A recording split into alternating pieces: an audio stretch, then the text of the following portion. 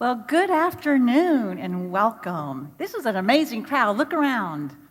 Look how many people are here today.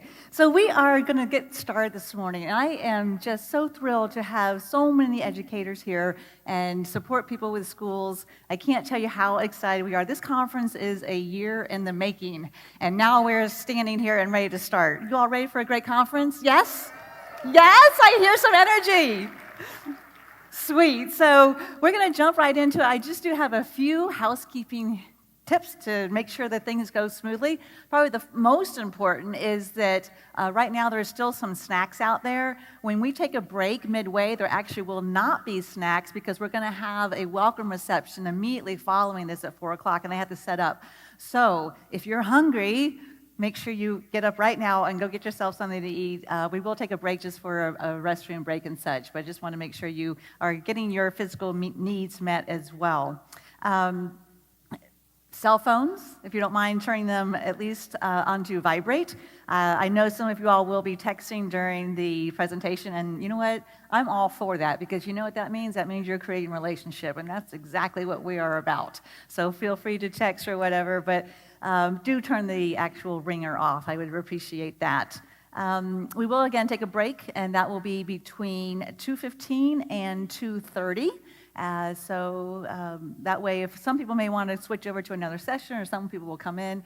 Also, make sure that you did get your badge scanned when you came through these doors to make sure that you get the credit for CEUs, and that will be the case for the whole conference, except for tomorrow morning during the keynote, afternoon keynote. Actually, I should just say any keynote. This is not really a keynote today. We're just going to meet for a good 3 hours and dive into just trauma. The way we've created this is to have a day like today, get into the depth of what trauma looks like, what the meaning of trauma does, what it does to our children, and why we're dealing with such very challenging situations to get that mindset of trauma. So this is kind of like Trauma 101. And then we'll start the conference tomorrow with the keynotes and the breakout sessions, and all of those are designed then to go deeper and to go more into the strategy part of it, to go into that what to do question from both from a classroom strategy standpoint and from an administrative standpoint. So many of you all may already have heard about trauma, and I just hope that you continue to stay in this session to build your knowledge base. I'm telling you, you can't hear this information enough, and I think every time you hear it, even if you've heard me before, and when you hear it again, it will click just a little bit deeper. You know, I was just kind of laughing this morning, and I was thinking about what I was going to say, and I still, have to stop myself sometimes and go, wait a minute, that's not the response. Because we are designed to fix people, to make people better. And when you're working with children that are impacted by trauma, it's not about fixing them. It's about supporting them. It's about being around them to understand them and to sort of scaffold them up. Many of you all know my background. I am an adoptive parent, and both my children were adopted from Russia. I don't know why. That's just a long story. I won't go into that. But they really experienced severe trauma in their early years of life. Both my kids now are 25. But I was just talking to my son the other day, and he started a new job, and he's still actually really struggling. And we're going to talk about how developmental trauma does move through every stage of life. It just doesn't go away. It's something that you always have to be able to find your way through. So he started this new job, and he wrote to me in a text, and he goes, it was a really rough day. It was the first day on his own without his manager. And I immediately wanted to say, oh, honey, it'll get better. And I was like, that's not the response that our kids, we can't just make it better. What our kids want us to do is to absorb their pain, to hear them. So my response then, after I took a deep breath, was, tell me how hard it was. And so to not go into these situations trying to fix and solve and create, but to create what we're going to call emotional space. So we're going to talk about all of that today. So my point with that story is that you just can't hear it enough. And it's changing a mindset, it's changing a culture within our schools, and ultimately, I think, hopefully within our society. All right, so I want to know one thing. Are you all ready? Are you ready for this conference? Are you ready for something different? Are you in a receptive mood? Yes? Do you really want it? Yes? Do you really want it? You really want it? You really want it? Yes! All right. Now we're going to have fun. You all like to have fun? Have you ever been to a boring conference? Or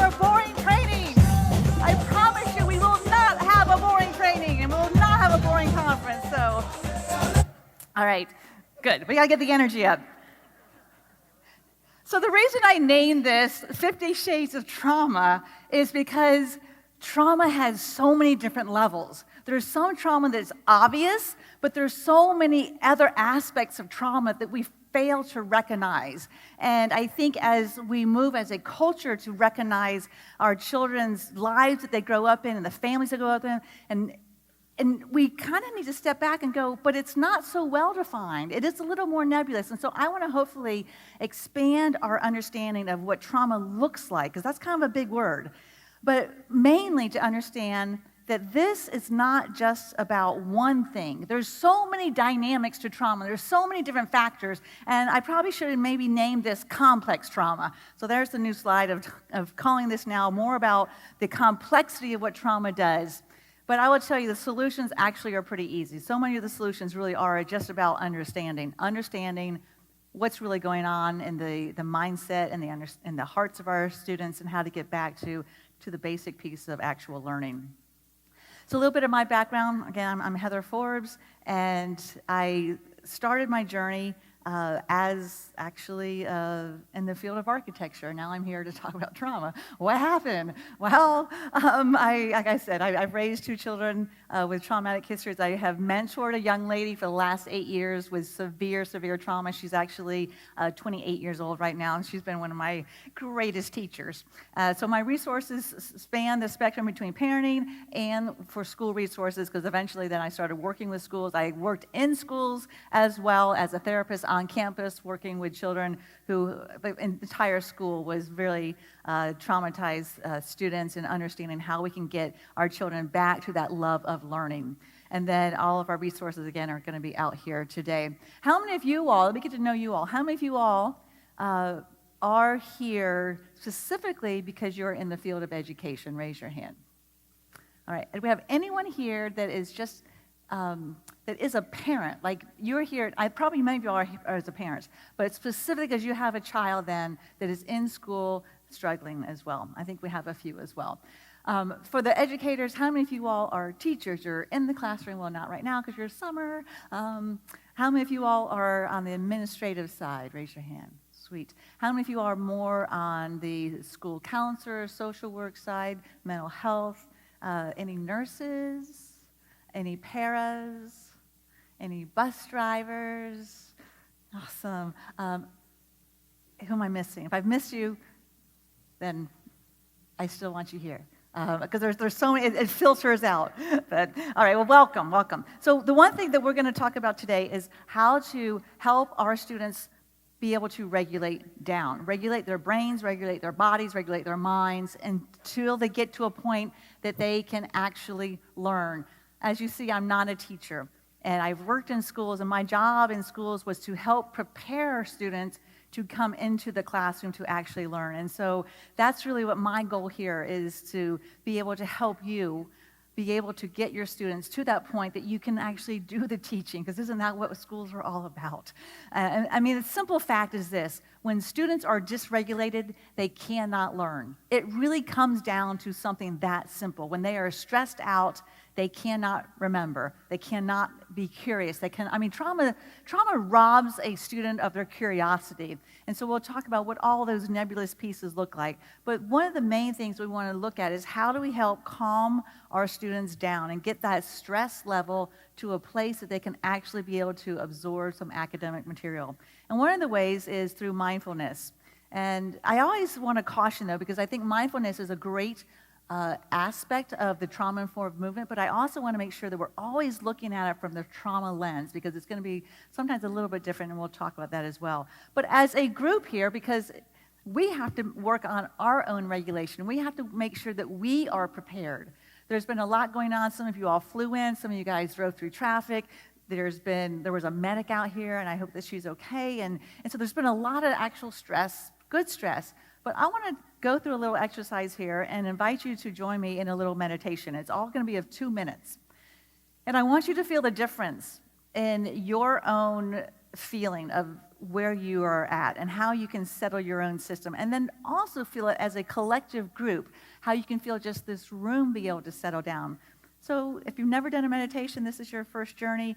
It's there's nothing to do but just stop the thinking. So I'll play a little song here, so if you feel comfortable, close your eyes, but take a deep breath with me, and here we go.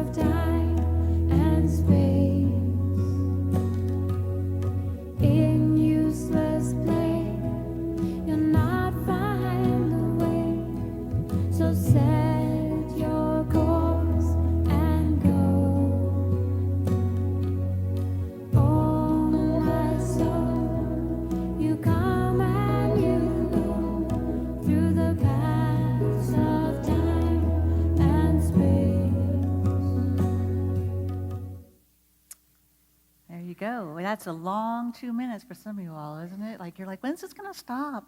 But you will start to settle. And I know schools that are using this actually with their morning announcements for the entire building. Schools are using just something like this in the classroom, just when you settle in for the morning, when you come back from lunch. So again, what grade is going to vary as well. You know what, I do this in my trainings, not just for you all to give you an example. I actually do it for me as well, to make sure that I'm centered, that I'm ready. And I think that is also the example, if you're in the classroom, to make sure that when you walk into that classroom that you are centered, you are ready as much as possible. So we're going to talk also about what love looks like. How do you love a student who is in your face? And by the way, we're going to be very real today. If I drop the F-bomb, it's because that's what kids do. Is anyone going to be offended? I hope not, because that's the truth, right? This is the authenticity of what we're dealing with. But when that child is in your face, dropping the F-bomb, giving you the stink eye, what then are you supposed to do? What does that look like? Well, I want to say first that love does work. And I was in the airport one day, and I saw this magazine cover, and it said, "How Love Saved Me" by Rob Kardashian. And I thought, if love can save a Kardashian, we're all going to be okay. So there you go. There's your proof. So many of you all are familiar with the ACEs studies. The ACEs study came out a few years ago and really has sparked the movement. And I think it's a great start. The ACEs movement has really shown what childhood experiences do to not just children, but as adults, how growing up then into adulthood, how that actually affects your physical health as well. And so it's really started that whole process of understanding the impact of trauma. I want to go beyond that, and I think that, again, this is a great awareness, but there's so many more factors. That's why, again, the 50 Shades of Trauma, to determine what else is there. And then this is just information from the ACEs study that talks about how to divorce and in your childhood separation with parental distress in the home, how bullying has an impact, verbal abuse, and all these factors.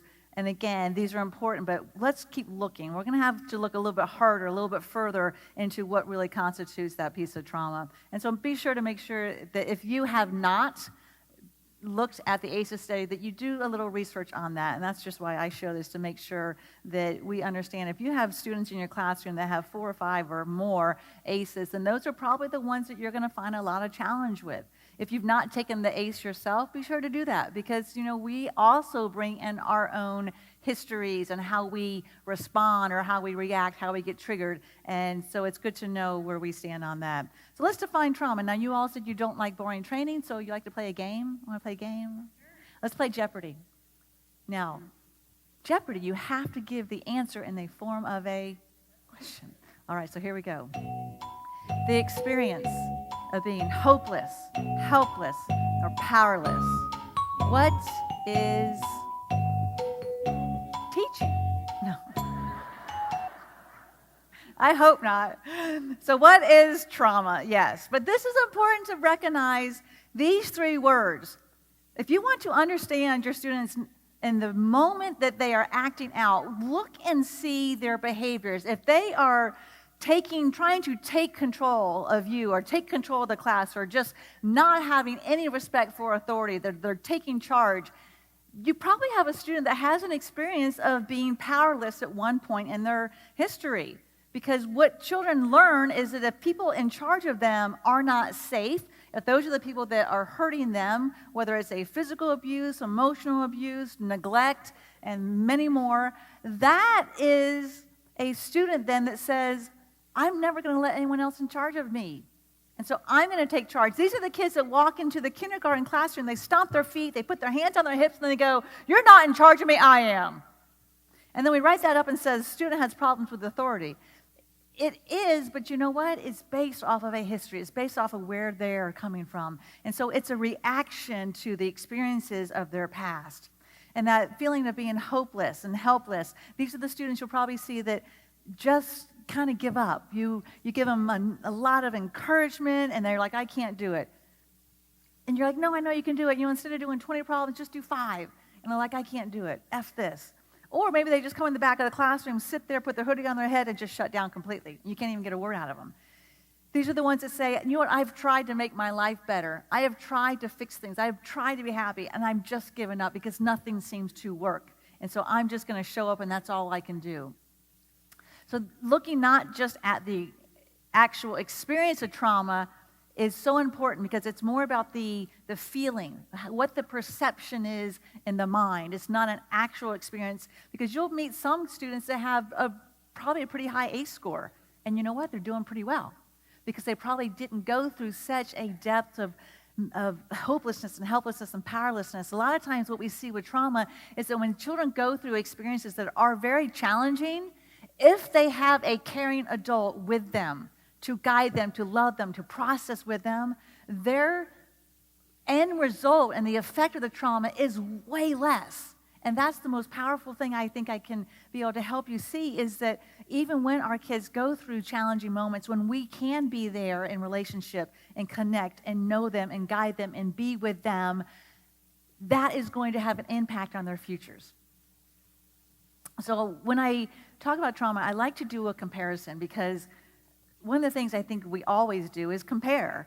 And even though we're not supposed to compare, we still compare, because that's how we make sense of the world. And so many times we want our one student to be like the other students, because this student is disruptive, this student is non-compliant, this student is disobedient, disrespectful, all the words we put on, and we just want that student to be just like the other kids. Why can't he just be okay? Why can't she be okay? And so we're going to use 2 of my favorite, most fictitious children that I can design. The first one is Andy. Andy is the student that comes in the classroom ready to learn. This is the student that is fun to have in the classroom. This is the student next year or next school year, when you go down and you look at your roster and you look at the kids coming into your building, you're like, yes, we have Andy. I got Andy in my class. This is awesome. But why is Andy the enjoyable student? And so here's what we're going to do. We're going to talk about this also from a developmental standpoint. And I'm going to draw a purple line down the stage here. How many of you all are with the younger kids, so you know who Harold is, right? So we're going to draw a developmental timeline. And Andy is the student that comes to school ready because of something that's happened in the past. And so we'll start Andy's timeline and I will say this, from a neurological timeline. We're going to start at birth even. Because from birth, for the first 9 months of life, Andy has been in a womb of a mother who wants to be pregnant, a mother who is taking care of herself, is decreasing the stress in her life. And then Andy has this nice, easy birth. And then the first 2 or 3 years of life, Andy has consistent caregiving. Andy has this parent who is right there, or parents to engage and to love and take care of their physical needs. And then Andy goes through maybe some preschool years and then enters kindergarten and is ready. And then as Andy goes through the educational experience, even when times are tough, Andy goes back home and has someone to be able to depend on. There's predictability in Andy's life. There's certainty in Andy's life. Andy knows that things are going to be all right. Andy believes in people. And as Andy moves through this timeline and goes through high school, you know what Andy's looking? Andy's looking for the future. Andy wants to know, what am I going to be when I grow up? What am I going to do? And so there's this excitement of moving forward. And so that is the life of Andy, so that even though there are traumatic situations along the way, Andy's still okay, because there's been people in the life of that child and that student have made things all right, and has created, again, certainty, predictability, the whole idea that Andy knows I am okay and all is well, everything is always working out for me. Those types of phrases and understanding of what life looks like keeps Andy on this really nice, succinct path. But we're going to be talking about Billy, and Billy is just a boy or girl. I use two gender-neutral names. This is just to put a face to a child and to a student, so that we don't just be in this more laboratory experiment. We say, well, we have a neurotypical child and a non-neurotypical child. Like, these are children that we're working with. This is why I use the name Andy and Billy. And when I talk about then Billy's life, we're going to look at a very, very different developmental pathway. Now, if you are a high school teacher, a high school administrator, and I'm starting here at conception, it might seem a little odd. But what I want to do is create a deeper understanding of why your high schoolers are acting out, why they're not showing up for school, why they're smoking pot, why they're doing all these things to try to get their body systems back down. So much of it actually does start here. Now, you may not always know this information. And again, if we have the school counselors and social workers and therapists, you might be able to get a lot more if you do some home visits. But just to give you a broader perspective, let's start then also at conception for Billy. What we have to see is that 9 months in that womb, it might just even be a mother who's just stressed out at her job. But there's a lot of drug abuse in this world, and so if you have a mother then that is taking alcohol or drugs, you then have a baby that is basically baked in cortisol, which is the stress hormone. You have a brain then that is developing in an environment that is very, very different than Andy. How many of you all are seeing children come into our schools for the last 5 or 10 years that are way more intense? The difficulty of them is increased, the challenges of them increased, and raise your hand. And I think that this is where this is really starting. We live in the most stressful time of human history. A lot of young families do not have family support. There's the drug opioid crisis as well. And so now we have kids early on whose nervous systems are going to be very, very different from our Andys. And if you have a student then that just has a very difficult birth, that's a kid that comes into this world that says the world's not safe, because from the child's perspective, it's not feeling good. You know, this might be medically necessary and absolutely in the long term, but think about it always from the student's perspective and the child's perspective that says, these needles don't feel good, this hospital room is cold, this surgery is an insult to my body is flaring up. And so birth trauma, I've worked actually with a lot of Andy families who have Billies because of what happened early on in life. So always look at that as well. And then this is the child then that goes through maybe a lot of multiple moves, family situations that are crumbling apart, unpredictability, a lot of homelessness where that student may be going from one home to another home or living in the car. They don't know what's going to happen next. That's a sense of powerlessness. How many of you all have students who ask you all the time, what's happening next? What's happening next? And you say, we're going to do history next. And then they say, what's happening next? What's happening next? All of this, again, is that uncertainty. I don't know I'm going to be okay. And so Billy's life then continues in this pattern. Some kids, everyone's going to be different. Maybe they had a good early childhood and things have been great, but then in middle school they got bullied for a couple years. And I have seen that completely turn some students from an Andy into a Billy.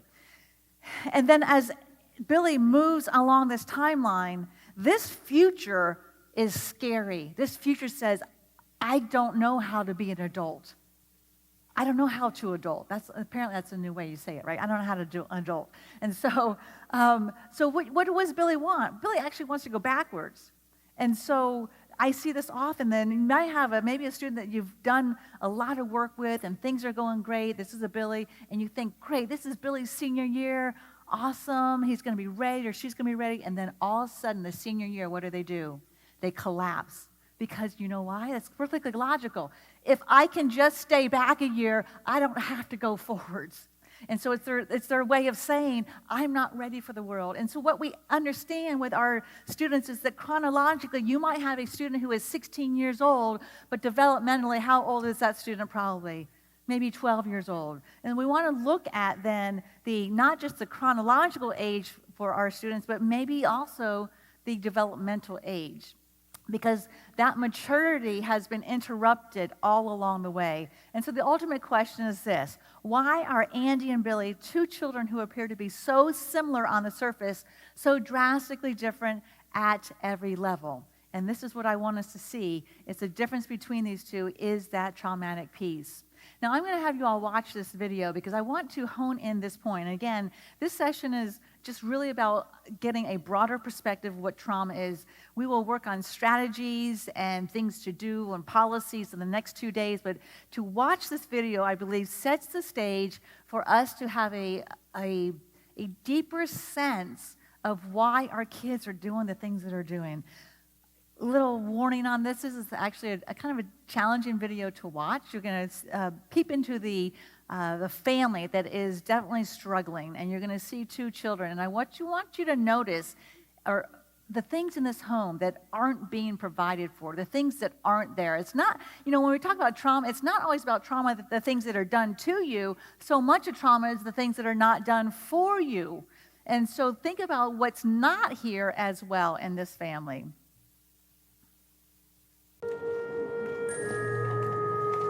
An investigator from Child Protection has gotten a call about two young brothers who may be in danger. The family is already known to the agency. Each of the boys has been taken away before. The investigator reads the report to the mother and her boyfriend. Yesterday, Billy was found alone in the apartment. The apartment door was unlocked. He was extremely dirty, so dirty he looked like he had been dipped in mud.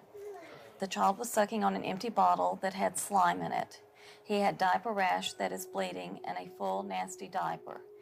Children's emotional development can be seriously affected by neglect.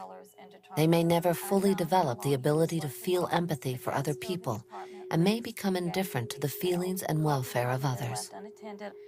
The apartment also smelled of sour milk, dirty diapers, trash, and dirty dishwater that had been in the sink for some time. I staffed with my supervisor and would like to know if there's a relative available that maybe you could place the children with for a couple of days while you clean the house up.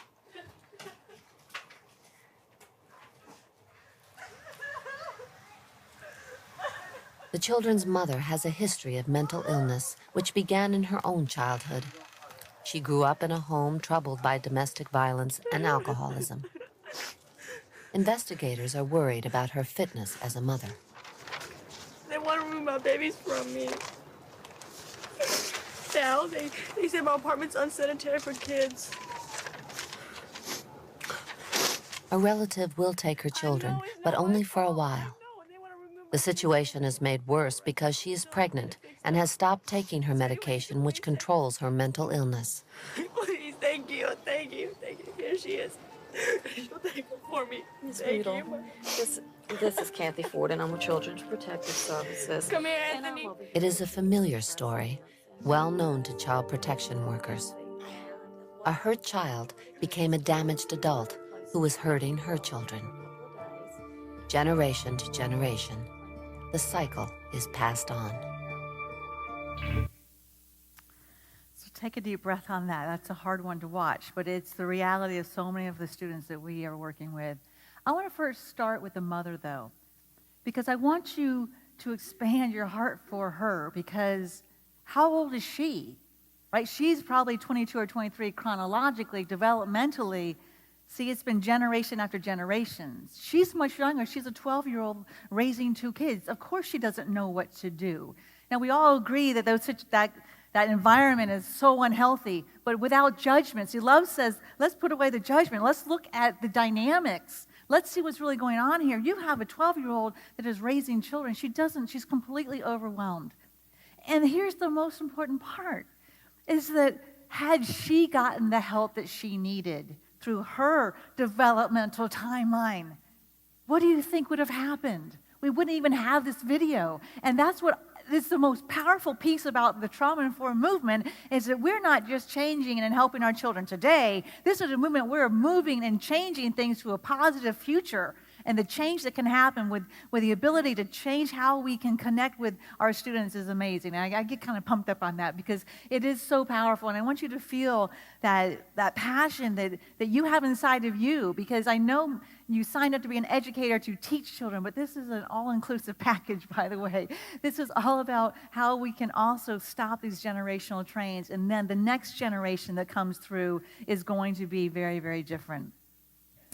So now let's look at the obvious trauma for the children. And by the way, as you know, his name was Billy. That really was totally coincidental. So what's going on for Billy here? The obvious trauma. And again, these are the things that ACEs will pick up on. The obvious trauma is what? Lack of food, filthy environment, emotional neglect, because how much connection was going on? The only time the mother engaged with the child when she was what?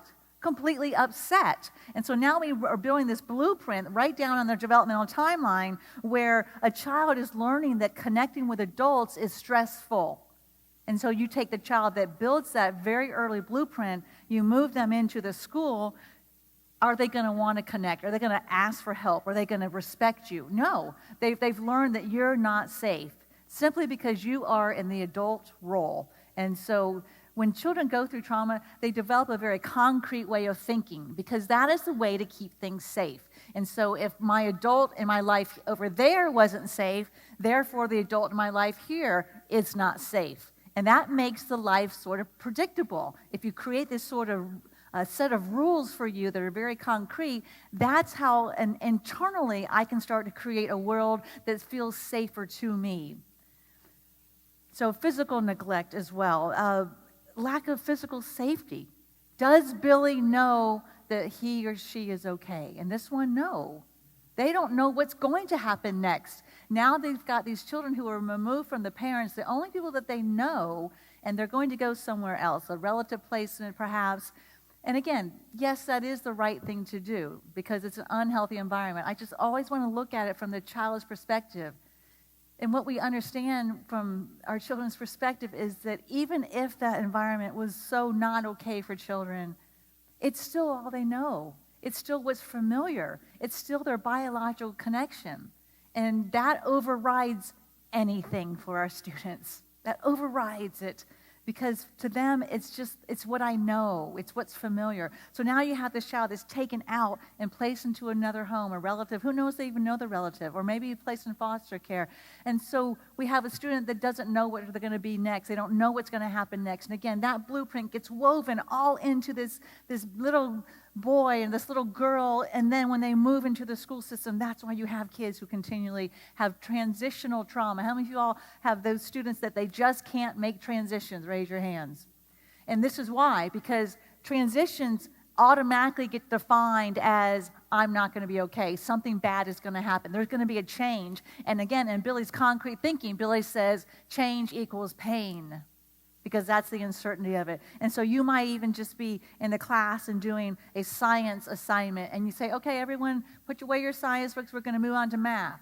A simple transition such as that even, and Billy completely blows up or shuts down, ignores, and doesn't do as they're told. Because they're like, I just want to do science because I know science. This is what I'm doing now. I don't want to move to the next thing because I don't know if the next thing's okay. I'm going to sit right here and make sure I just do this. In fact, I'm just going to ignore everybody. And so that's where you get this obsessiveness, because the obsessiveness is it's a fear-driven place that says, if I can just stay doing this, if I just make this right, I'm just going to be okay. Does that ring a bell to anyone?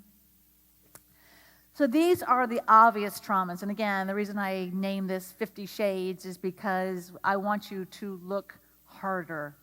You all know Rafiki, right? Look hard.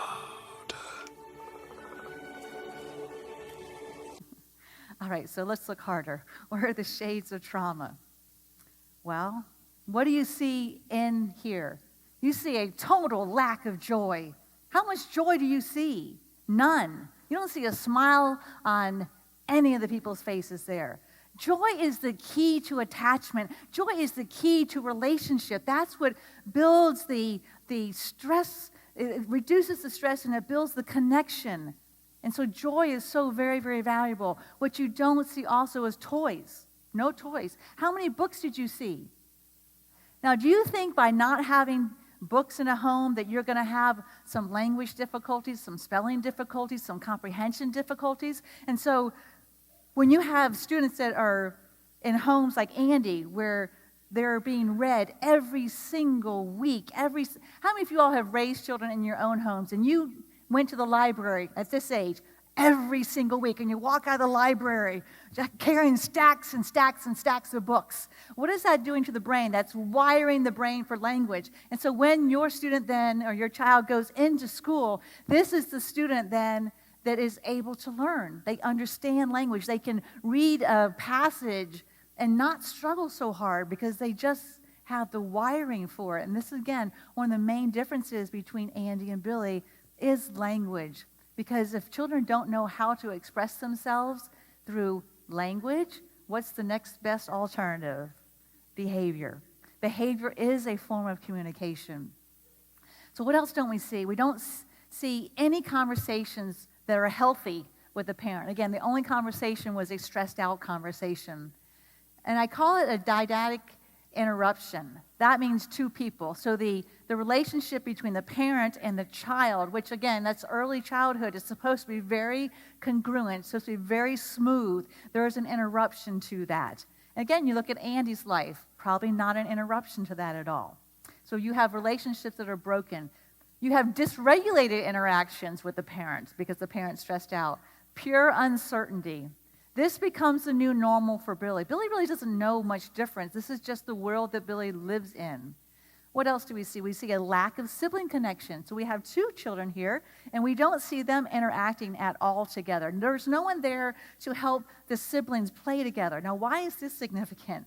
Because early in childhood and families, you learn to be able to just sort of kid around with each other, right? You learn to banter with one another. You learn sibling rivalry, where you love someone at one moment and you just really don't like them the next moment. That's sibling rivalry. But there's an important part about that, is that you learn that there can be both. There's an expansion of what relationship looks like. And so if someone is mean to you, you don't take it personally in the family. What do? You learn to fire back. You learn to banter. You learn to have fun with it. You learn to laugh it off.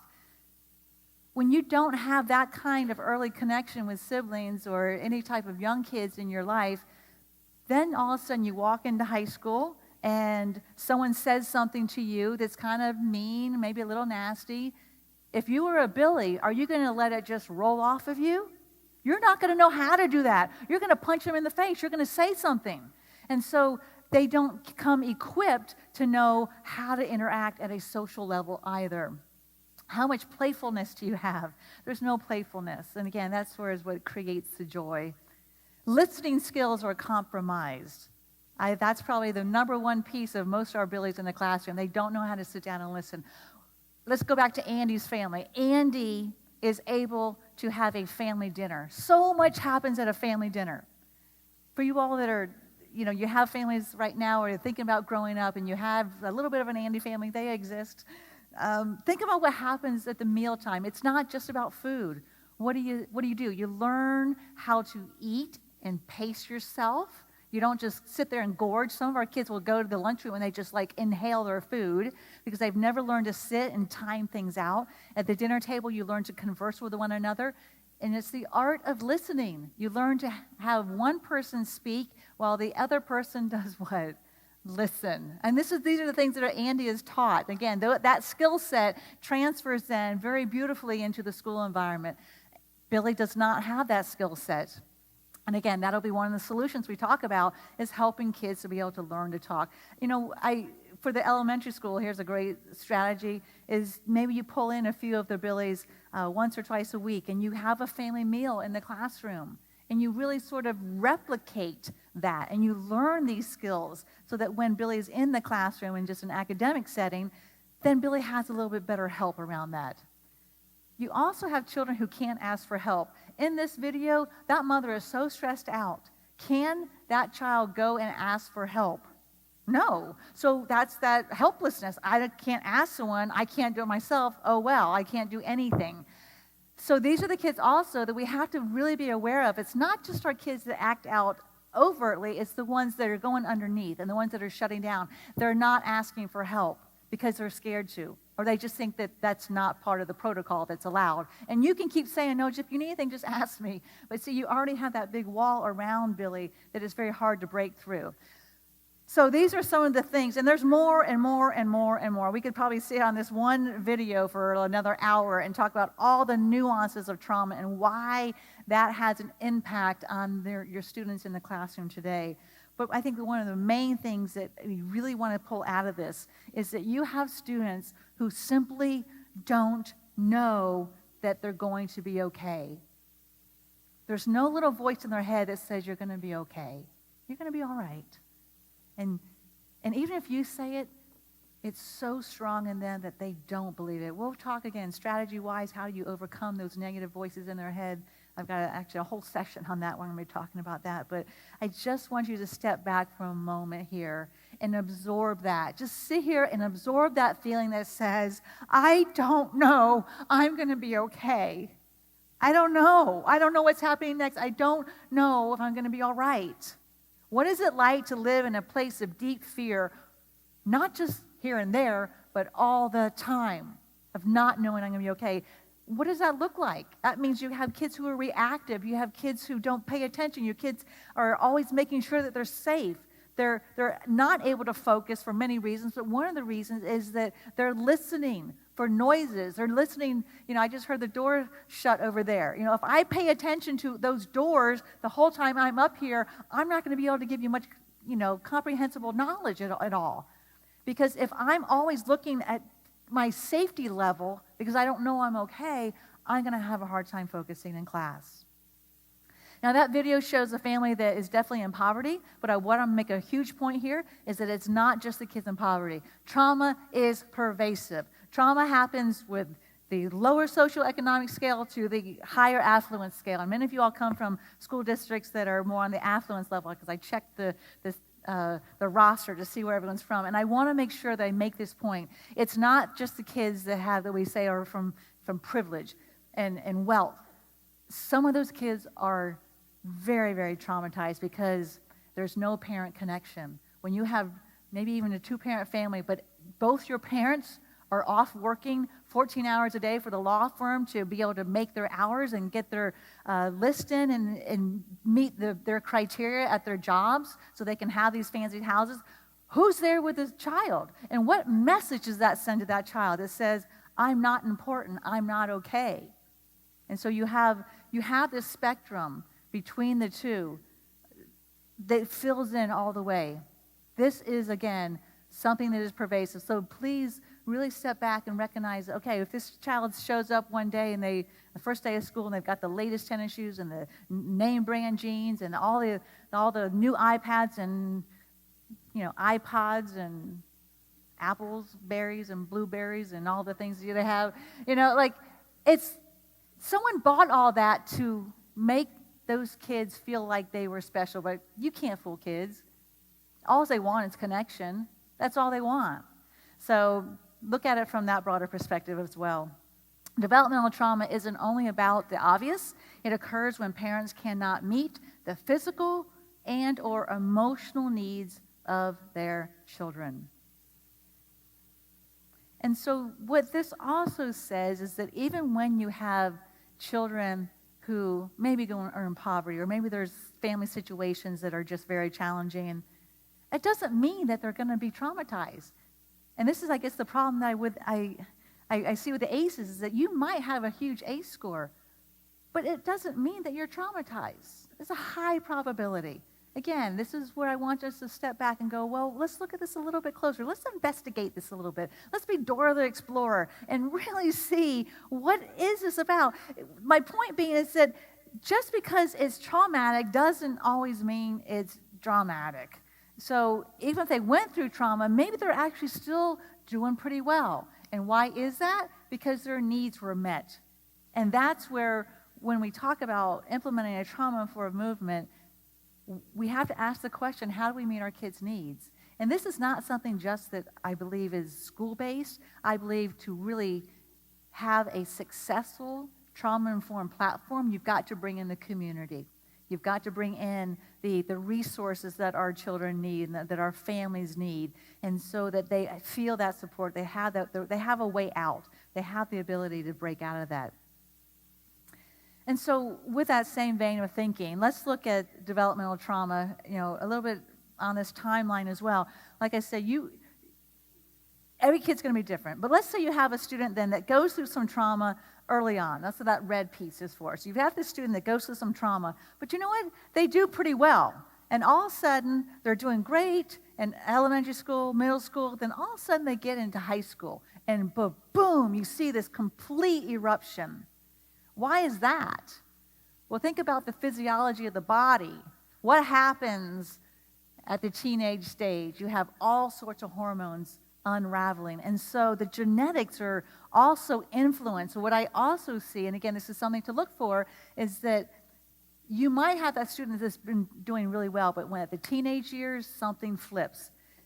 What we know about genetics is that when children are born, up until the first couple years of life, about 30 months into life, the genetic is still unwinding, meaning that the genetic code is going to be very influenced by the environment. If this environment is like the one we just saw in the video, you're going to see things that are starting to be coded towards the mental health issues that might be in the family. And again, everything might be okay, but you hit the teenage years, and then you have these hormones kicking in, and all that genetic material starts unraveling, and now you've got a child that maybe is bipolar, or more on the mental health side, you're going to see some issues to look for as well. Don't just write it off to say, oh yeah, they're just being a teenager. If you see three things to look at when you see behaviors: the frequency of the behavior, the intensity of the behavior, and the duration of the behavior. So you might have a kid who's just being like a teenager, which is developmentally appropriate, by the way, because that's part of how kids learn to be on their own. But when you see those three factors again, the frequency of the behavior, the duration of the behavior, and the intensity of the behavior, then you're going to say, wow, this is really over the top. This is maybe something that might need to be referred out on the mental health side of things. When we talk about solutions, having this perspective that I'm giving you today on what trauma does to our kids, and just setting that platform of the lens to look through. I want you to keep looking through that lens of trauma, the lens of fear. When we then move into trying to find solutions, it's going to be very, very important to keep looking at this with this trauma lens. Let's say we have this child, and the reason I have puzzle pieces is because this is complex. There's lots of puzzle pieces. We typically try to narrow in, and we try to say, well, let me just fix this little piece of trauma. Let me get this kid to be able to be respectful. Let me work on the respect. Well, you might fix the respect, then what's going to happen next? Maybe they respect the teacher, but now all of a sudden they're going to disrespect their classmates. And so you fix one thing, and then another thing shows up. And then you fix one thing else, and then the other thing shows up. It's like playing whack-a-mole. Who knows what I'm talking about here? Like, you always feel like you're 10 steps behind. So again, this is what this session is about. Let's step back first. Let's look at the entire picture, and then ultimately, we will then be able to go back, and that is the ultimate goal with this, is to fix that piece and this piece. But we have to do it first from a holistic perspective. So when I wrote the book, Help for Billy, I really emphasized how important it is to be able to look at our children from their perspective, as I've mentioned, but to really say, one of the solutions is, let's just ask our kids what they need. Like, what do you need? Some students will tell you exactly what they need, and they have some good insights. Some don't quite know how to verbalize that. But I went ahead and I did a little survey because I said, I want to know, what do children need at school to make learning better? Simple question. So I sent this out to my email network, and at that time it was mostly parents, and the parents then were raising kids with a lot of trauma. And so I asked the parents, I said, would you please give out this survey to your child anonymously, and let's see what the answers are. Well, as the answers started flowing in, it was so obvious to me that they started becoming categorized in 4 different areas. And the first area was their physiological needs. The kids were saying, I just need to have snack time. I just need to be fed. The second part was about safety. Make the bullies stop bullying me. I need to feel physically safe. The third part was about relationship, about love. If I had friends, school would be better. I mean, think about that statement. If I had friends, school would be better. It's not always about the new computers and the Chromebooks and the things that we need for academics. Sometimes it's the little stuff, too, that we have to go, whoa, we can have to really work on helping our kids be able to connect as well. Because the self-esteem is also a big factor. And that's very logical. If you feel good about yourself, do you think that you'll do well in school? Well, yes. When a challenge comes up and you're given a math problem that is very challenging, if you know that you have the ability to do anything you put your mind to, you're going to be able to do that. But if you don't know you're going to be okay even, you're going to have a hard time putting that challenge out to yourself. And you're probably just going to throw your paper away or stomp off and say F you and leave, make your own exit out of the classroom. And these 4 factors are so vitally important for us to start looking at before we can actually do the learning. Now, for you all that had Sociology 101, this may look familiar. Look like Maslow? So I took the liberty to take Maslow's hierarchy and change it into a hierarchy of learning, to put it into the framework that we're working with in schools and say, all right, if we want to get to the top of the pyramid, which is the learning, this is the part where kids are motivated. This is about the ability to problem solve, to think through things, the memory, not just to memorize and retain it, but actually to retrieve the memory. Because when you are stressed out and let me ask you all this, when you guys are hungry and stressed out, any of y'all kind of go into crazy town? I know I do. Like, that's what the hangry commercial is all about. Like, you can't even be human if you're hungry, some of you all. So that's why I made sure you guys knew to get snacks before we had the break. But seriously, you're not very motivated to sit down and read 15 chapters if you are hungry. You're going to go get some food first. We have to be able to take care of these bottom needs. And again, this is why I emphasize that this is also about a community effort to bring in some of the resources to fulfill this bottom pyramid. But the bottom line is that if the pyramid is not satisfied for our students at the bottom, they're not going to be able to do the top. And that really shows the difference between Andy and Billy as well, is that when Billy comes in, Billy is completely dysregulated. Billy's at a place that there's no learning going on. Billy just needs to feel connected. Billy needs to feel that sense of all rightness. I think that when the family falls apart, the next line that our children have for safety is school. And that is the reality of the world we are living in, because families have fallen apart. And if we don't catch them in the schools, where are they going to happen next? Juvenile detention, and then prison. And so which line do we need to really focus on? And again, that's why my heart's desire, is so powerful desire to help our kids be able to have that next sense of safety that says, I am okay. I have someone who connects with me. I know I'm all right. Now, those are my words, but I had a teacher send me a picture of a Post-it note because what she did, she put it out to her students. She said, okay, I'm going to do Heather's survey. She put it out to all her kids. I think it was like 1st or 2nd grade. And she said, you all, on this Post-it note, I want you to answer this one question. What do you need at school? What do I not know about you? What do you need? And so here's one of the responses she got back. And it says, you are the reason I wake up in the morning to go to school. If you want to increase your attendance, then we work on the bottom part of the pyramid. If you want kids who are motivated, it's not just about a new curriculum or a new external reward. It's about relationship. It's about helping to bring down that stress level so that they can feel like they're okay, and then the learning takes place. So I've thrown around this word regulation. Let's kind of go through this. What is regulation? What is dysregulation? These are two terms that I want you to use in your everyday life, in your classrooms, in your building, in your conversations. So let's define them. Regulation, simply by definition, is the ability to experience and maintain stress within one's window of tolerance, generally referred to as being calm, focused, or relaxed. This term is utilized by literally every scientific discipline. So right now, hopefully you all are regulated. I see water bottles, I see coffee, I see some granola bars. You are sitting hopefully in a pretty comfortable chair, and so you're regulated. Now, if I were to ask you to stay here for 5 hours straight, you would be very dysregulated. So what is dysregulation? The experience of stress outside of one's window of tolerance, generally referred to as being stressed out or in a state of distress.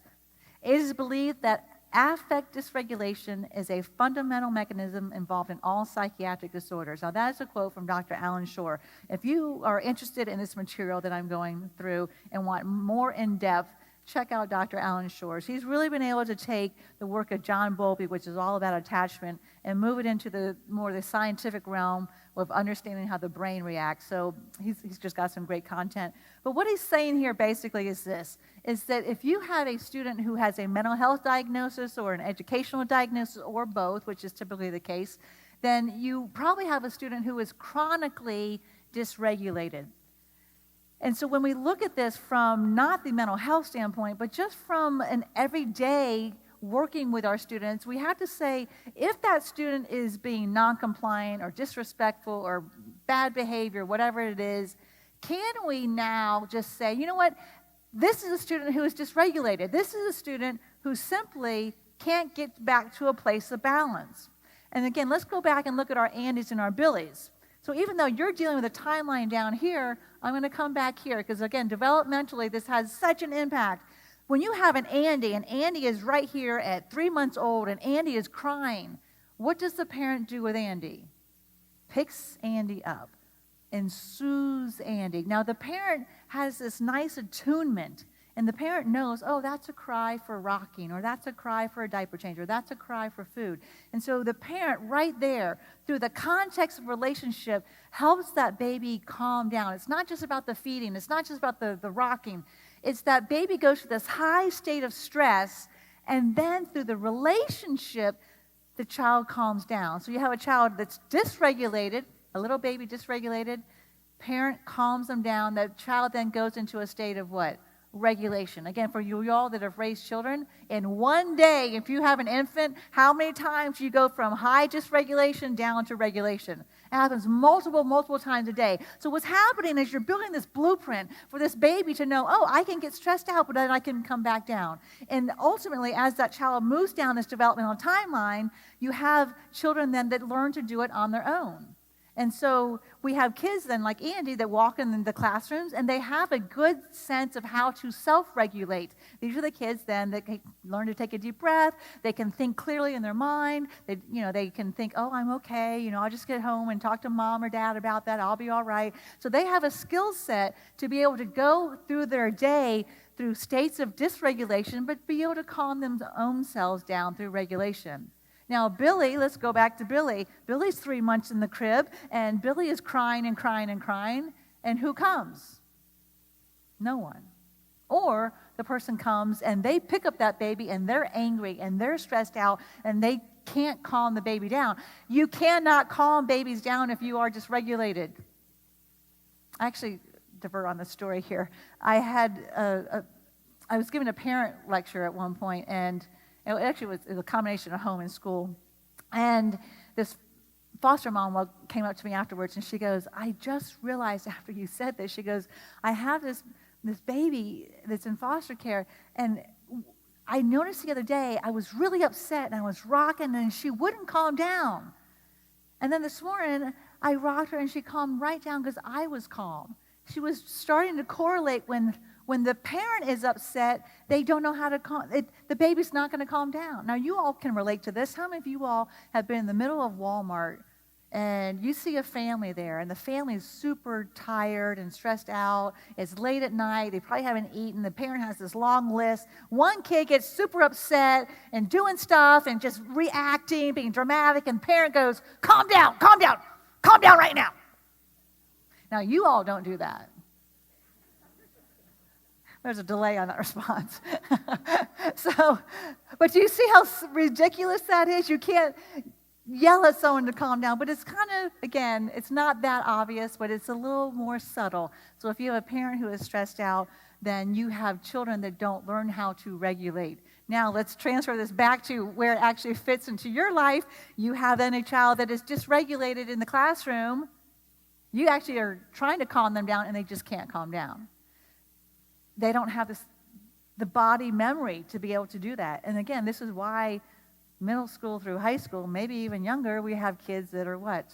Smoking pot, doing drugs, alcohol, video games, sex. All these things are external ways to try to calm down my internal system. You have students who are chronically dysregulated. So these are two terms that I want you to really use when you're referring to when a student has bad behavior. Say, wow, Billy was really dysregulated today. And I want you to use it in your classroom. So maybe you walk in on Monday morning and you've been stressed out, and maybe you just walk in your class and you say, hey, class, I'm a little dysregulated today. That's very authentic. And then you start helping kids to recognize when they are dysregulated. You want to really empower a student? Use these words, because it gets away from the words that are so judgmental. Because Billy already knows he's, quote, the bad kid. But if Billy can start to understand, wow, I'm just really dysregulated. What I need to figure out how to do is how to get regulated. And again, the strategies that we'll be talking about through all the sessions this next 2 days are really just about that. How do you move a student who is dysregulated to a place of regulation? Use this, again, it's going to be hard for Billy to look at him or herself. And so use this from more of a teaching standpoint. And here's a little strategy I think is great. No matter what level of teaching you do, from the early childhood all the way up to high school, when you give a book report or you're reading a story and you're talking about what happened in the story, ask the students, what character was most dysregulated? What did they do when they were dysregulated to try to get regulated? And some will understand that, their behavior got really bad. They were nasty. They were, they did this, they did that. Or maybe they had a good strategy. And so these are ways to be able to weave in to our already existing curriculum all about what trauma looks like. And it is so much about empowering our kids, because that definition of trauma was about being powerless. When we can empower our students to know themselves, to know why they're doing the things they're doing. Now, will they also probably use that as an excuse? Well, I can't do that. I'm dysregulated. Probably, and so then you can work with that in a much better way. But honestly, I would rather have a student say, I can't do that because I'm dysregulated, versus I can't do that because I'm ADHD or something like that. And I had a student say that to me one day. I was in this elementary school that I was working in, and I had a little Billy that I was doing a one-on-one session with, and I knew that Billy could do this task, but I also knew he needed a little bit of encouragement just to push him to that next little edge, because there's no motivation with a lot of our kids, right? And so he looked at me and he goes, well, Miss Heather, I can't do that. I got ADHD. And I thought, what a limitation we have just given. Because with the term regulation and dysregulation, it opens the door for success. Because it's always about oscillating between the two of them. Andy will get dysregulated, but Andy knows how to get regulated back. And so that's, again, the difference between our kids. So let's take this terminology of regulation and dysregulation. I want to put it on a spectrum. And so on the left-hand side, we have hyperarousal. These are the students then that are dysregulated, but their behaviors are going to manifest in an outward expression. So these are the ones that are unable to focus. Now notice I said unable, and rather than won't. And again, these are the terminologies that I want to start honing in on. In fact, my keynote that I'm going to give on Thursday is all about the language of trauma, how we can really start tweaking how we see things and how we write reports up and how we hear the communication from our kids from a trauma lens. So instead of won't focus, we say unable to focus because the student's dysregulated. Just like when any of us are dysregulated, you can't focus. It's just that Billy is doing it chronically all the time. Cannot adhere to rules, aggressive, resistant, argumentative, anxious, impulsive, risk-taking. These are expressions of behavior that are really the core is dysregulation. So on the flip side of that, then you have the inward expression, which is just hypoarousal. These are the ones, again, inward, so they're defiant, they're withdrawn, they're tardy, they're absent. They disassociate, which just means they shut down. Did you see those little boys in the video? They were just shutting down. They had no expression on their face. It's a way to say, this outside world is way too much for me. I'm just going to shut down in my own little world to make sure I'm okay. And again, those are the ones that come in and just sit there and do nothing in your class. It's not that they're lazy, that they're dysregulated. Again, these words, I want you to start fine-tuning. And when you want to say, oh, Billy's just being lazy, well, maybe we just step back and go, maybe Billy's dysregulated. It is lazy, sure, but what's the cause of it? Regulation then. What we want to do is help our kids get into this middle spot, because when you are regulated, you have a higher chance of being responsive, of being engaging, to be able to focus and be able to be calm. So we're always going to be wanting this behavior, but if we look at it from the lens of trauma, what we're going to do now is not look at it from a behavioral standpoint, we're going to look at it from a regulatory standpoint. So in order to get the behaviors that we ultimately want as the outcome, the process now is changing. The process will be about learning how to regulate. And that might be at a building-wide level, that might be at a classroom, just how you physically change the seating and the lighting and the things, and it might also be from an individual level. So there's lots of levels of figuring out how then to work with this whole concept of regulation versus dysregulation. And honestly, these two words can change everything. I went to a school, I'm from Boulder, Colorado, and I knew the principal and vice principal, and they asked me to come in and do just an in-service training. It was a K-8 school, and they had a lot of Billies at their school. And so I basically gave just what I just did right now and left. And I came back a year later, and they said, everything has changed. And I said, how has everything changed? They said, we finally just started looking at our Billies from a regulatory standpoint. We understand now it's about being dysregulated rather than being bad. And that was able to change how they then interacted with their kids. So you've got the summer off, right? So try this at home. Try this with your spouse, partner, significant other. Try it with your in-laws, your outlaws. That's a good test. So keep working on what it looks like. Even when you're in the grocery store, you go through the store and the clerk says, hey, you find everything okay? And they don't really care, by the way. So, and you say, no, I couldn't find the sugar and I'm really dysregulated right now. You actually might get their attention for that.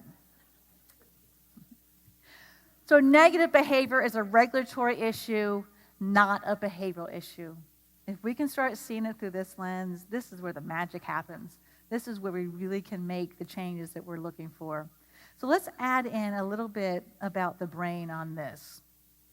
Because the 90s were the decade of the brain, and I think that is our call to action. That is our call to say we have to start taking the science and weaving it into how we do things with children, because now we actually have proof of how the brain does start to develop in a very different way and what parts of the brain the kids are using when they are dysregulated.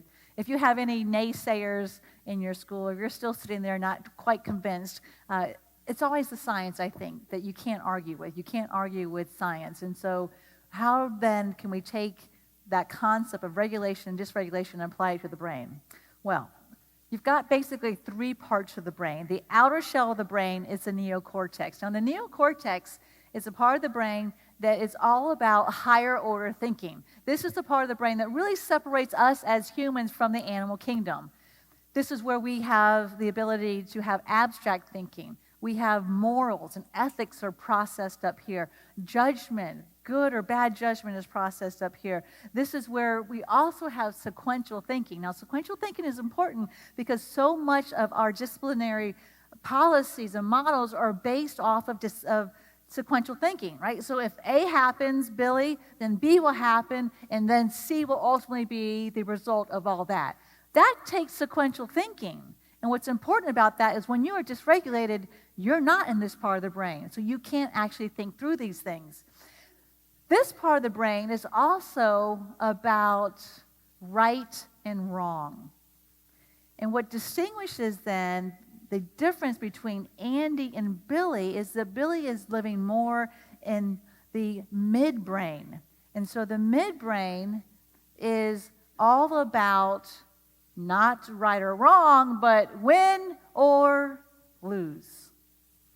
And so if you're in the midbrain, this is the emotional brain. This is the fear-based brain. This is the brain that says, I need it now, because time, by the way, doesn't exist. It's all about what happens in the next 15 seconds. Not about the future, not about the afternoon. Well, Billy, if you don't straighten up right now, you're going to have after-school detention. F you. Because right now in my brain as Billy, there's not an afternoon. It's about right now. This is the part of the brain that it's all about making my life okay. This is where the amygdala is. And the amygdala is the fear receptor, and I think it gets a bad rap because it's also the pleasure-seeking part of the brain. And this is important to recognize because sometimes we don't want to let Billy off the hook because he's just doing this because he's just being greedy or he's just, we put some bad words around that. Because let's say Billy steals the chocolate off your desk. And you Billy, you saw Billy steal the chocolate. And Billy says, no, I didn't steal the chocolate. And you're like, Billy, you stole the chocolate. No, I didn't steal the chocolate. Like, he lies so well, you even start creating your own story. Like, you question your own reality. Like, well, maybe I really didn't see him steal that chocolate. Who has kids who can lie? Like, right? Because it's all fear-based. It's all about, I have to protect myself. But it's also, I stole the chocolate because I just want to feel good. Now, you all have a story similar to that. You didn't steal the chocolate, but let me give you your story. So let's say at the beginning of the year, you decided to go on a, not really diet, but you want to go on a good eating plan. It was a lifestyle change, right? So your New Year's resolution was all about eating organic, no processed foods. You're going to eat salads. You're going to eat about energy. And then, I don't know, a week or so later, you got kind of hungry. And you're in the middle of the grocery store, and you know what those evil marketers do in the grocery store? On either side of the checkout, what do you got right there? The candy. And so you're like, ooh, I could use some candy right now because I'm pretty dysregulated. And so, but you have just enough of your neocortex to say, I'm going to get the peanut M&Ms because peanuts are healthy. So you take the peanuts and M&Ms, and you sit in the car, and you eat these peanut M&Ms. Now, they have dye. They have all sorts of things in them. You can't even read the label of the package. You can't even pronounce it, but you are eating these M&Ms, and they are so good. They are mighty M&Ms. They are awesome. They're magic. Now, your resolution was not to eat the M&Ms. And what are you doing right now? You are enjoying life, and it's all about right now. The problem is you wake up the next morning and you go, oh my gosh, I can't believe I just did that. What was I thinking? You weren't thinking. You were in the midbrain. It wasn't about right or wrong. It was about what I want, what I need right now. Now that's a kind of a cute example, but that's Billy all the time, all the time. And so you may work with Billy, and maybe Billy has a counselor or has done some group work, and Billy makes a commitment and signs a contract. Billy says, yeah, I'm not going to do that in class, and the next minute he gets into class, what's he do? The exact same thing he told himself he would not do because he's flipped now into the midbrain. So this is the emotional brain. Now, when we work with children and we don't understand their trauma and we don't understand the way that they're thinking and they're in that midbrain, they will easily shift down into the reptilian brain. So how many of you all have children you have either worked with or seen or been a part of that are aggressive? Raise your hand. And move to, that's a large number, that move to the violent edge. We're definitely going to talk about that because I think that's one thing that we don't talk about enough. And so much that we do actually moves our students from the midbrain down into the reptilian brain. Now, there are going to be some of the students, but it's a very small percentage that just in a millisecond will go from the neocortex right down into the reptilian brain. But for the most part, so many of our students, if you look at the what I call progression to aggression, you might have a student who's mildly upset, you throw in a consequence threat, and they get upset, and then you get into a power struggle, so now you're in the midbrain. Remember, the midbrain is about win or lose, so if you get into a power struggle with a student who's in the midbrain, very likely, if you continue with that power struggle, and you just push at it, they're going to move down into the reptilian brain. I've actually got a video that we're going to see how that actually works in real life. So Andy is the student then that comes to school and maintains that ability to be in that neocortex most of the day, or at least that is the driving decision maker. I call that top-down control. So this is a student who comes to class. They might get upset, right? They might have some emotions, some feelings. That's the midbrain. But the dominant brain is the neocortex. So the dominant brain is going to be the decision maker. And so Andy can process through the discipline. Andy can go, whoa, if I don't get this paper done and turn it in and sit here and focus, I don't get to go to recess. Well, I'm going to then get my paper done, even if I don't want to do it. You see, the dominant brain is going to make decisions that work for us. But Billy is in the midbrain, so I call that a bottom-up control. So this is the student who says, well, I don't want to do the paper, and I don't care what they think. I don't care if I fail, but I'm going to recess. So Billy doesn't do the paper, and the teacher said, well, you can't go to recess, and guess where Billy goes? Out the door to recess, because he says, you're not in charge of me, I am. So we have to start connecting with students in this midbrain. You know how you regulate the midbrain? How do you get a student from a bottom-up control to a top-down control? That's relationship. That's connection. That's understanding. Now, that all sounds nice and fluffy. There has to be some boundaries, and there has to be some expectations. And again, we'll get into the depth of what all that looks like as we go through this conference. It's not something just to put out there in one sentence. You have to experience that. So I just also want to make sure you know this is not just some light, fluffy granola model. Like, you know, there's actually to have strong structure, to have strong expectations, to be able to handle Billy and say, no, that's not going to be the way it is, but we're going to love you through it. That actually is one of the best strategies as well, because that gives predictability. So holding some good boundaries and holding the rules is actually very important. But it's holding those boundaries within the context of the heart, holding that boundary to say, you're going to struggle when I say no, Billy. But you know what? We're going to be okay. But I'm still going to hold that boundary. I'm never giving up on you. When you can work with kids at that level, you start having kids that are going to be operating more from that top-down control, and then you can get back to the learning. You cannot learn when you are in a bottom-up control. It's really that simple. I was working with a school out in Kansas and consulting with them. They had a student in high school level that had, the history was foster home after, before foster home, you know there was abuse, right? So it was a very, very awful situation. And then a couple foster homes. And then by 12 years old, this child was placed in this really wonderful home. They ended up adopting him. And by about 17 years old then, you have a student who's completely dysregulated. And so they kept wanting him to continue with academics. And I was like, that is important, but you won't get the academics until you can help this student regulate. That is the primary focus. And if the student has to stay back a year, then maybe that's what we have to do, because we have to make sure we regulate. I don't want students graduating that are dysregulated, because where will they end up? They won't be able to keep a job. And I mean, their boss isn't going to come up to them and go, hey, Billy, I'm just here to connect. How you doing today? Right? So if we do that even at the high school level, what we actually are doing is giving this student the chance to create a feeling of regulation, that it becomes familiar, develop these skills so that when that student moves off into the, quote, real world, they have a much better ability to regulate. So sometimes people say, well, we can't do that. We've got to get the kids ready for the real world. Actually, we have to get them ready by learning to connect with them, giving them the skill set. So that, to me, is the opposite of what we need to look at.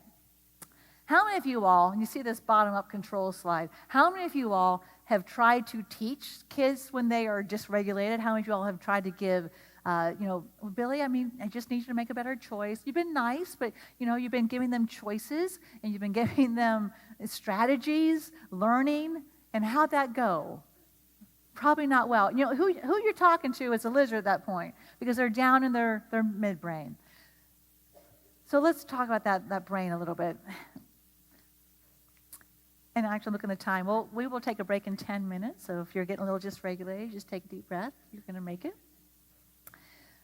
Left brain versus right brain. Now, this is a concept that's been around for a while, but I think we're understanding it a little bit deeper again, the more that we get the science behind this. And this material comes straight from Dr. Alan Shore just in the last year of how we're seeing this in a new way. Studies basically show that musicians actually have larger right brains. And so the right brain is actually the access point down into the midbrain. Now that's an important concept, because when you are dysregulated, you're not in your left brain. You are accessing your midbrain through the right brain. And so the ability to be able to even speak clearly, to be able to comprehend, to be able to express your needs through language is pretty compromised, because you're not in that left brain. The left brain is, let's put this, we are programmed to prevent the repetition of past trauma, right? We are a species designed to be able to survive. So when traumatic things happen, we now have a program, all of us are like this isn't just our Billies, this is a human species thing, that the protector is in the left brain. Now what does that mean? It means then the right brain will need new, positive, repetitive, and emotional experience. What we've also seen, again, that language piece is so important. And I talked about how in that video we had kids who didn't have books, and then their language isn't in a really good place. We have to teach sometimes on the right brain, even though you're trying to teach words and try to teach the logic and the math and the spelling. But we have to sometimes think about how can you incorporate that in the right brain. Billy's very strong in the right brain because that's where he's lived. That's where his life has been. The blood flow is in the right brain because, again, that's the access point down in the midbrain. And so actually I saw this, and maybe you all saw this on the news, but I want to show you this little clip of how a little boy who, he's not in his left brain, but you get him in his right brain, and all of a sudden the language takes over. Before we go, we want to tell you about a Minnesota family who are crediting the country rap hit Old Town Road for giving their autistic son a verbal breakthrough. This is the Old Town Road. Old Town Road. That's 4-year-old Daniel Brundage. He had only spoken about 3 words in his entire life until last week. That's when he went up to his mother singing Old Town Road. She recorded that unexpected moment and shared it on Twitter.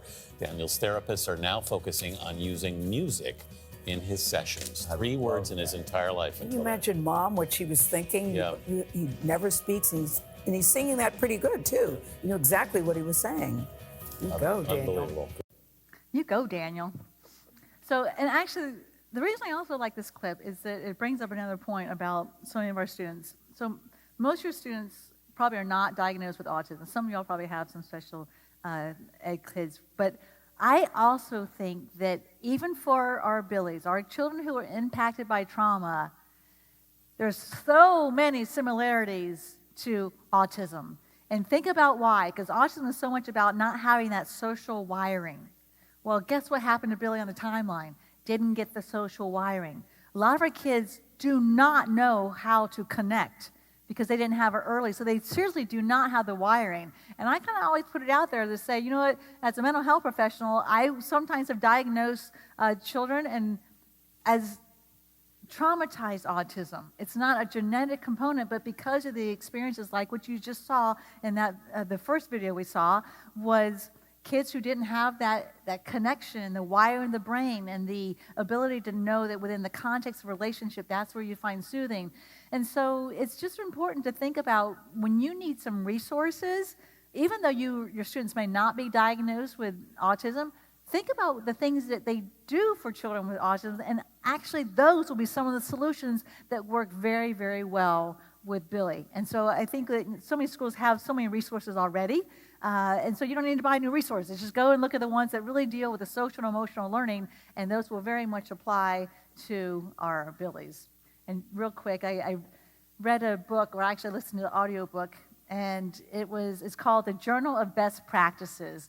And I just want to recommend that. If you really want to understand your Billys, Journal of Best Practices, and the name is escaping me, but if you look that up, you'll find it. Anyway, it's a young man who, at 30 years old, recognized that he was on Asperger's, which is very much the same kind of thing. And so he talks about how he had to learn to connect with people, how he had to learn social norms, and it was something he had to retrain his brain. So again, it's not going to be 100%, this is definitely your Billys, so listen to it. I actually recommend the audiobook because he does it with his own flair, and his affect is right there. But I want you to listen to it and just consider that some of the things he's talking about will be very, very similar to your Billys in the classroom. All right, so there's just a fun resource for your summer reading or summer listening. All right, so let's take a break. Let's come back at around 2:30. That'll be 15 minutes. And when you hear this, that's your little cue to come back and sit down.